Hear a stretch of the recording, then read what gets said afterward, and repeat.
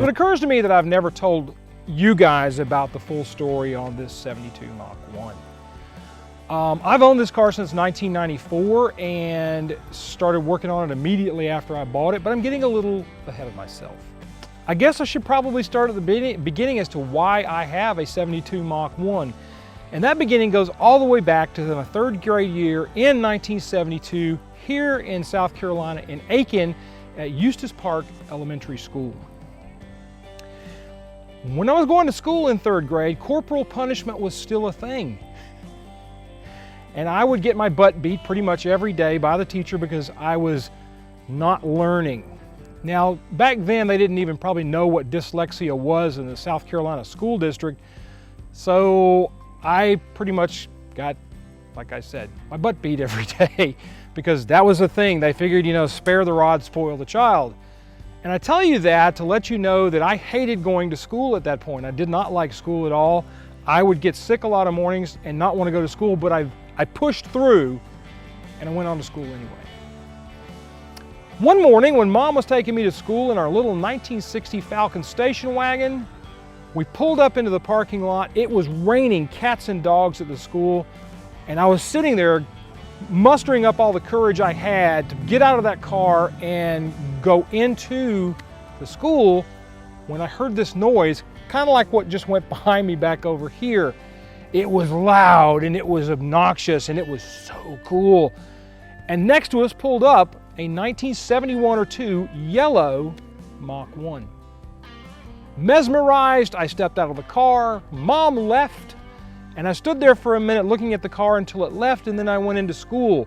But in that moment, I was changed. I was no longer a Corvette guy like I had been. Sorry, Mr. Authors, you were the guy who got me into Corvettes, but that Mach 1, it changed me. I was a Mustang guy from that point on.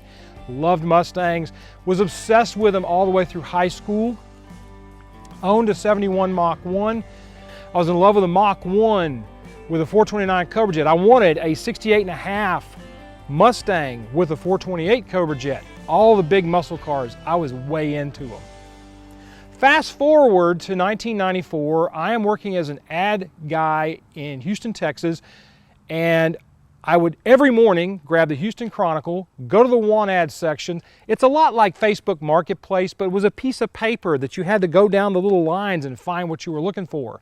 And when I was looking, I found a 1972 March 1 because they had misspelled it in the ad.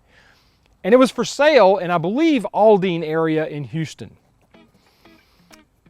And I decided on Saturday I would go take a look at it. I called the lady. My dad and I went to look at the car, and we show up. The car is inside of a garage. It was a detached garage, brown trim, red brick. Typical of a lot of things in Houston, Texas. But when she opened that door, I knew I was in trouble because behind that door was a yellow 72 Mach 1. It didn't have any stripes on it, none of the stuff that you see on the car behind me here, but it was the car. Well, not the car, because that car was probably in a junkyard a long time before that, but it was, in essence, the car. Man, I looked that thing over because I wanted to buy it, but I didn't want to buy it. It was a lot of money. They wouldn't come off the price. So I made a decision. Dad and I looked the car over, and he was going back and forth with me telling me, well, there's this wrong, there's that wrong, but I'm like, yeah, but it has deluxe interior, it has a 4-speed, it's a 351 4-barrel, it's a 325 traction lock rear end, it has fold down back seat, it has all the goodies on it that you could get on them in 72 with the exception of a 3/4 vinyl roof. Pops, it's a great car. So my decision came down to this. If the car had tilt wheel in it, I would buy it. Literally, that was my deciding point on this car. I got in the car and I went to do the tilt wheel and I'm like, it doesn't have tilt wheel. And I can remember this as clear as a bell. Pops looked at me and he goes, hey, dumbass, you push it the other way in order to get the tilt wheel to work. I pushed it on the stalk and the tilt wheel went boom. And so did my wallet. So I bought the car in '94, got it home to my little 2-car garage in Houston, Texas, and started working on it. And back then, money was kind of tight, so it was kind of hard to do. I did manage to find a new old stock dash pad, got a few other things, but the quarter panel on it on the driver's side was pretty mashed up. So I was going to have to try to find a new old stock quarter panel, because keep in mind, back then there were not a ton of parts for these cars. They really weren't readily available. Dad would come over and help me sometimes, but most of it was up to me, and I tried desperately to fix that rear quarter panel, but the way it was mashed, it just wasn't going to happen. Well, move on to about 1996, and I send off a letter to the guys at Mustang Monthly magazine to become an art director for the magazine. I go down to interview, not for the art director's position, but in fact, the editor's chair of the magazine. And conveniently, I got the job. It was one of those times when Dad looked at me and he said, "Son, there is no way you're going to get this job because you have zero experience." It was one of 2 or 3 times I can remember my dad, after the fact, admitting he was wrong. Boy, was that cool. That old man never admitted he was wrong, but that time he did, and he was glad he was. So I moved to Florida, took the car with me, and at some point in the next year or so, I decided to start doing this as a project vehicle in the magazine. Heretofore not really done, because most people honestly didn't like the 71-3 Mustangs, except for folks like me. I had to deal with a couple of folks at the office. Larry Dobbs decided he wasn't really crazy about the idea, but he was going to go ahead and let it go because I was the editor. That was one of the cool things about Larry, and still is. Larry is one to let you try things. If you go and you want to do something, Larry's willing to give you the shot to do it. So we started working on the car, and we did a full-on out concours restoration down to the tires. We even had the original style Firestone tires on the car with the original wheels from the car, which aren't on it now, but were on it at the time. The car was actually a Magnum 500 car.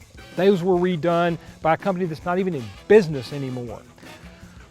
So the car got done. We took it to a couple car shows, showed it off some, went to Las Vegas with it, took the car to a show in Raleigh, and actually did pretty well. We didn't actually get the car judged in full judging. We had the 71-3 Mustang judge go over the car and point it, and it actually pointed out pretty high.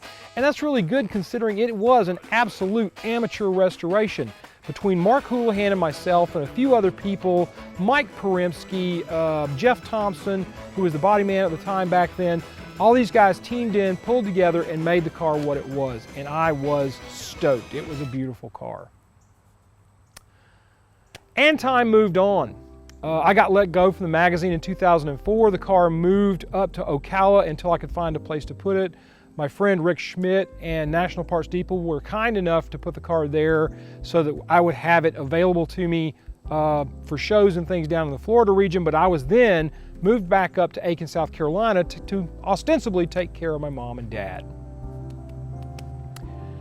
And after a little while, I wanted the car back, but it was starting to show some signs of wear. Amateur restorations are like that. The pros know what to do and exactly how to do it, and we didn't, and so there were things that were starting to show up. And my friend that ran a body shop over in Georgia, he said he could take the car in, do the repairs to those areas that were showing wear, and get the car back to me whenever I wanted it.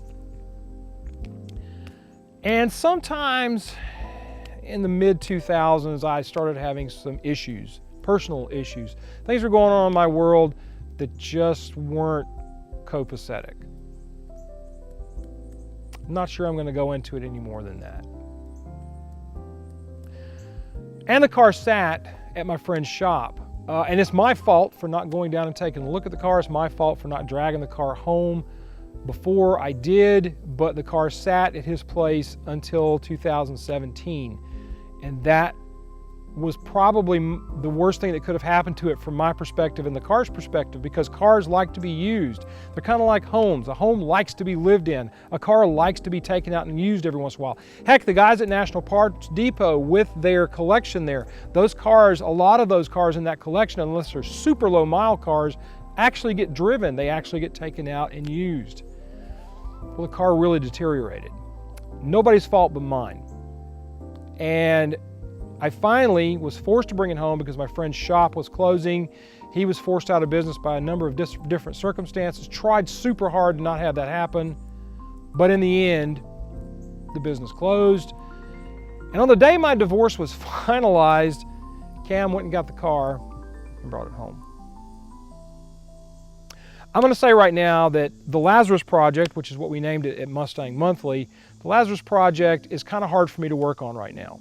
In general, just simply because of all that goes on around here, the number of cars we have in the larder that need to be worked on, and the fact that I have let it get to the point that it is right now. Now, what you're seeing in the cameras right now, it looks pretty darn good, doesn't it? It's not. There's chips in the paint. There's lifting paint in areas. The engine bay is just absolutely tattered now compared to what it was when we first got the car finished several years ago. And so it's hard for me to look at it because it's kind of like watching a house that you grew up in go away and deteriorate and change. But there's things about that car that really tickle me. For instance, that car was serialized on my birthday in 1972. Now, mind you, I was born in 1963, but to have a car in your possession that has the same birthday as you is pretty darn cool. The car wasn't actually finished up until the end of June, first part of July, so it is a very late production 1972. In fact, the seats that are in that car are actually 1973 seat covers. They're not 1972 comfort weave. They're different. I know. There's a level of minutia nobody needs to know. But the fact that the car and I share a birthday has cemented it in my life. I'm not going to get rid of that car until something happens to me. If that car goes away, and when it goes away, because let's face it, I am going to pass on at some point, it's going to stay in my possession if at all possible. If I sell that car and you see it for sale, you're going to know some pretty serious poop is hitting the rotisserie oscillating cooling device. We're in a lot of trouble. But for now, we're not. And for now, we're going to get back on this car and make it a really nice driver. I'm done with the concourse thing. I'm going to make this car look good on top and bottom, but I'm also going to make it look good for driving it. I'm going to make it to where I can enjoy it. We're going to have to get rid of the original wheels because they're trash and nobody redoes those kind of wheels anymore. So we're going to have to put another set of Magnums. Probably get those through the guys at National Parts Depot, who are a major sponsor of our show. Rick at National Parts Depot, he likes this car. And he's really done a couple neat things to kind of get me started on the idea of, he's been poking me about it. He's just been telling me stuff every once in a while. You need to get back on that car. You need to get back on that car. Okay, Rick. We're back on the car. So that's the story of the Lazarus Project. That's the story, lightly, of this 72 Mach 1. I am both loath and excited to put this car back into the queue and start doing things to it again. We are going to be putting ram air on it. Like I said, I've always wanted ram air on a car.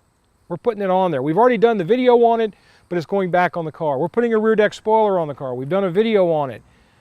But that's the nature of what we're doing here. We're making this car into something that I want, the way my car is going to be. We're not making this car for the way it was when it was sold brand new at Lakeland Ford in Colorado. We're building this sucker for me. So, away we go. So be kind to each other. Love on each other. Treat each other nice. You guys have a great week. We'll see you next time on Autorestomod. It's going to go boom, boom. It's got a really wicked cam in it. It sounds so cool. You've heard it if you've watched the show for a long time, but you guys that are newbies here, I'm not doing anything to that engine other than probably dressing it up again. Maybe talking to the guys at Jford Coatings to redo the manifolds for me and a couple other small things, but man, oh man, that car stomps.